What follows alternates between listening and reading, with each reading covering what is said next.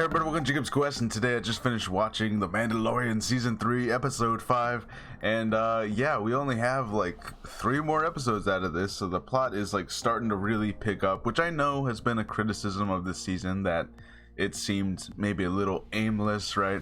Which I've been fine with, honestly. Like, I don't think, you know, not every season of the show has to be like some major shifting thing, but I don't know. I'm fine with, I like that we're just getting like updates of the universe as a whole, rather than like the Mandalorian has to go do this one singular goal, you know what I mean? Anyways, so yeah, episode 5.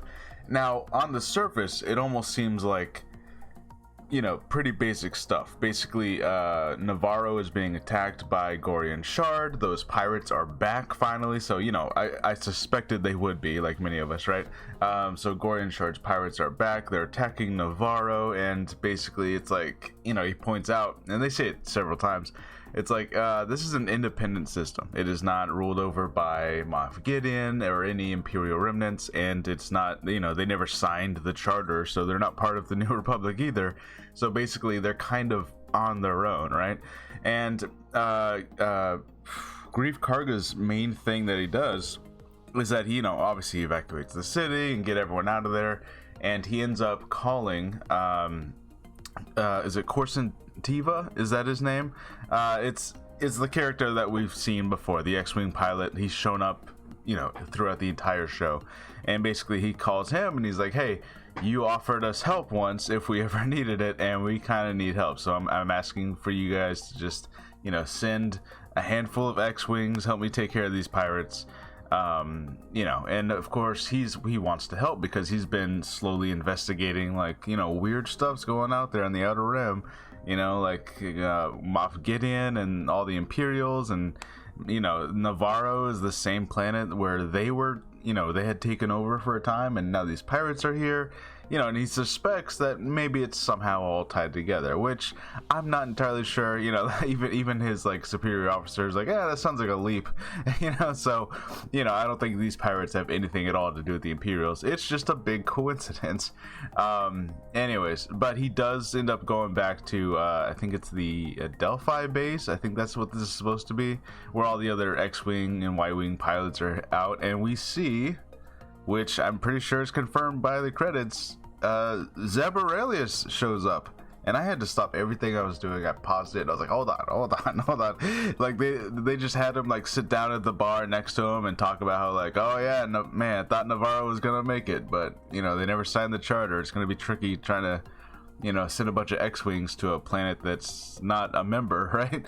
You know, so yeah, he looks great. You know, I know some people, look, I'm not someone who's ever really complained about CGI. Like, that's never, I don't really care about like the quality of CG. It just never bothered me, because I don't know.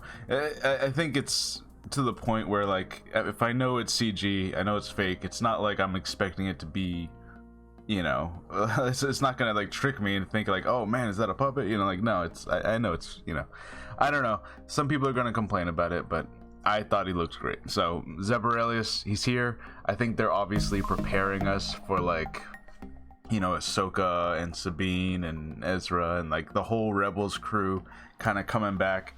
And this is like our first little taste of that, of like, here you go, here's Zeb, which I think he was always going to be the most difficult character to nail, but I think they did it. I think they did a pretty good job. Now, you know, the other thing, of course, is that at the end of Rebels, I believe he was, you know, what, didn't he help his people find a whole, like a new home world and stuff? So was, you know, but that was like the whole epilogue thing. So did that happen after this? Did that happen before this?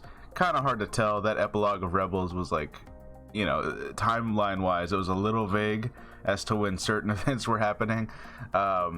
Anyways, so yeah, Tiva's going all the way back to Coruscant. He talks to this commander guy, and of course Elia Kane is there, which, you know, right away he suspects her, right? Because she's got like a little badge that basically tells everyone like, oh yeah, she was an Imperial not that long ago, you know, the amnesty program and all that.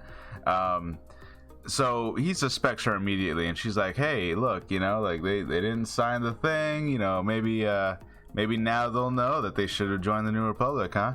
And of course she's like, really? So we just let people, you know, get hurt by pirates until they learn their lesson. It's a very imperial way of thinking, and so basically he ends up going to the Mandalorians because, of course, the New Republic's like, yeah, but we got a lot of people to deal with, and Moff Gideon was captured, so it's fine. Nothing weird's going on out there in the Outer Rim, which, of course, that was the entire theme of the last Coruscant episode. It's like the New Republic kind of sucks, right? Like they have so much going on, and they got their blinders on, and they're not paying attention to shady stuff that's happening out there.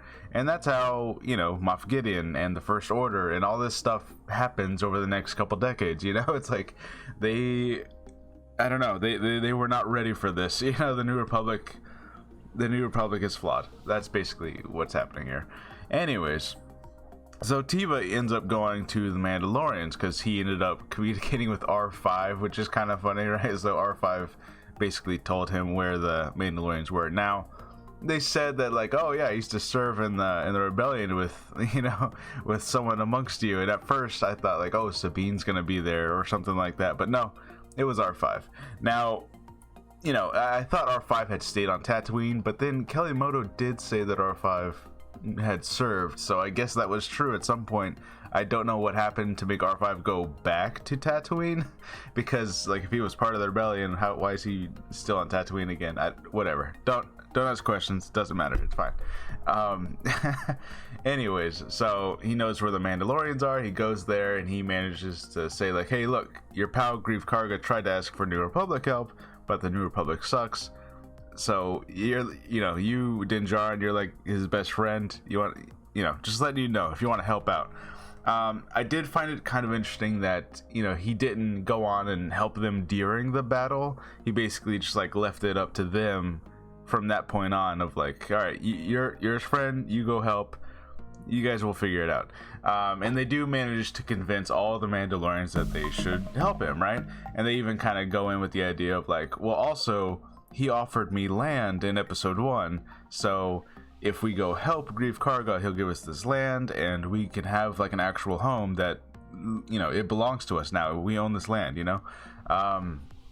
So that was a pretty cool idea. All the stuff from episode 1 is being tied back together, so the pirates and Navarro and the land that he offered him, it's all tying back together. I know some people were like, nothing's happening. What was all the point of all that stuff in episode 1? Like, I don't know. People are silly. Anyways, yeah, so basically they managed to gather all the Mandalorians and they convinced everyone to help them, and even what's his name, Paz Vizsla, that guy, even he's like, oh man, I hate this people, I hate this guy, this Din Djarin, but he saved my son and we're Mandalorians, so even he's kind of, becoming cool now, because, like, he was obviously, like, a big antagonist for Din Djarin personally for a while, but now, they're kind of cool. He saved his son, everything's cool. Anyway, so they managed to go all the way to Navarro, and there's this big battle, and they, the N1's distracting all the fighters. Action. It's all really cool. Even the armorer shows up. I wasn't sure if she was there on Navarro, but she is there, and she manages to, like, beat the crap out of a couple people. So she gets her moments. It's kind of just a reminder of, like, oh yeah, that's right. She, even though we don't see her do action a whole lot, she's still very capable of doing all this, So, it's all pretty cool. And basically, I think only one of the pirates, what's his name, Vern or something? What was his name? The main, like, minion pirate guy that Grief Karga was talking to. Anyways, he ends up leaving. He ditches the captain, and their big pirate ship crashes. And, look, there were some rumors that Gorian Shard was going to end up being, like, a reoccurring character in the Skeleton Crew and stuff like that. Like, he was going to show up again. But that seems unlikely now, because even though we didn't technically see him die, he was in his ship and it crashed and it was a big fire explosion, and they kind of move on as if he did die. So I don't know. I think Gorian Shard might be gone. He might be some burnt lettuce. So I don't know about those rumors about him being a Skeleton Crew anymore. I think that might be over. Anyways, so yeah, the Mandalorians have their home now, and the armorer talks to Bo-Katan, and they're talking about how, like, we need to reunite all Mandalorians, even the ones that lost their way. And she tells her to take off her helmet, and of course, they walk out there and everyone's all like, oh, you showing your face, all right? Paz Vizsla's like, she shows her face. And basically it's just like, okay, she has walked both paths, and she's the one capable of uniting us. You saw the mythosaur. It is the sign of the new coming of Mandalore, and we're gonna retake the planet. And so now the armor's fully in. And the thing about the show is everyone keeps on thinking like, oh, Bo-Katan's gonna be the main bad guy of this series, or of this season. And then they were thinking, no, the armorer is gonna be the main bad guy of the season. But now the armorer seems cool too. So it's like, no, just there's not, at least for right now, there has not been a main bad guy. Which I think at the very end of the episode we do get like, okay, so we got a bad guy coming back. Anyway, so yeah, just it seems like Bo-Katan is gonna, she's gonna leave and gather as many Mandalorians as she can, even the ones that don't follow the way, and try to convince them like, hey, come back. I found this cult, so there's a lot of us here, and the armor is cool. If you don't want to join the cult, she's cool with that now. You can take off your helmets, it's fine. And now we're all gonna join together, unite Mandalore, and we're gonna take back the planet. And I saw a mythosaur, by the way. So that's interesting. It's like the armor's fully on board with Bo-Katan being the one to unite them. Now of course, my one thing is like, no one has brought up the fact Din Djarin has the Darksaber. We were told over and over again how important this was, and how it's like the symbol that will be the leader, and it's going to unite people, and it's gonna, he gets to rule over all Mandalore because he's got the Darksaber. And the cults in the armor don't really seem to care that he has it. Like, no one seems to care at all that he's got this thing. So I'm waiting for that to be brought up, because everyone's kind of putting their eggs in the Bo-Katan basket here. But like, hey, Din still got this sword, guys. Like, does no one care? No one cares about the sword anymore? Bo-Katan really wanted that sword, and now she doesn't seem to care much anymore. I mean, okay, I guess it's fine. I don't know. That's my one thing that I'm kind of like getting a little confused by. I'm like, no, okay, all right. Anyway, so yeah, I guess she's gonna leave and find other Mandalorians. I don't know if that's gonna be like wrapped up in this season, or if that's gonna carry on to other shows. Like if that'll be like kind of her journey and she shows up in Ahsoka or something. I don't know. But anyways, so that's pretty interesting on its own. Now what we see, we go back to and again, I think his name is Carson Teva. Hopefully I'm not saying that wrong. Now he's going through space and he's flying, and again, I thought it was kind of weird he didn't help with the Battle of Navarro, but I guess it's fine. So, and then he comes across a Lambda shuttle, one of those ships with the 3 wings, the Imperial ships. And it's all broken into, and it's all destroyed, and there's a bunch of bodies in there. And so he calls his base, and he's like, hey, what's going on here? And they're like, the flight logs match the one that was taking Moff Gideon as prisoner, and all we see is a bunch of New Republic pilots who were taking him, and Moff Gideon's gone. So it's like, okay, so he did escape. And they said this earlier about how, like, I heard rumors that he never even made it to trial. So he definitely did not. And then they find some Beskar alloy wedged into the side of the ship. So now they're like, wait, Mandalorians took Moff Gideon? And that's very fascinating, because I was kind of wondering, how are they going to tie in the Mandalorian plot with the Moff Gideon and the New Republic and all the stuff happening there, because they seem like very kind of separate things happening right now.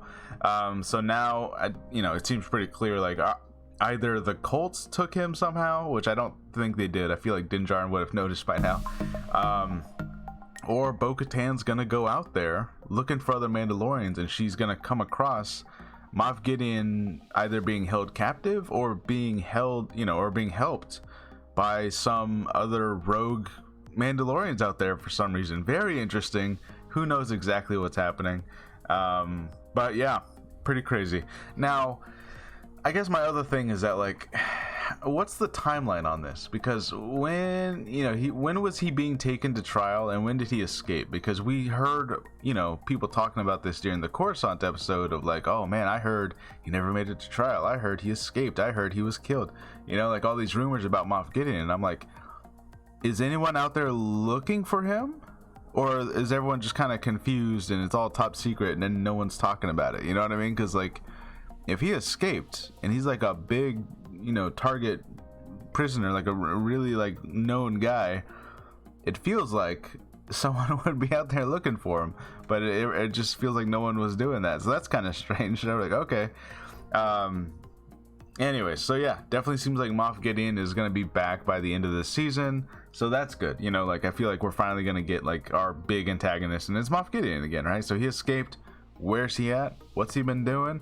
Who are these maybe Mandalorians who helped him escape? Who knows? We'll find out. It's all pretty interesting. And yeah, Bo-Katan definitely seems to be getting set up, at least by the Armorer, which again, surprising. You would think that they would be like rivals, kind of vying for leadership. But look, I'm going to be honest. A lot of people out there want the cult to be the bad guy.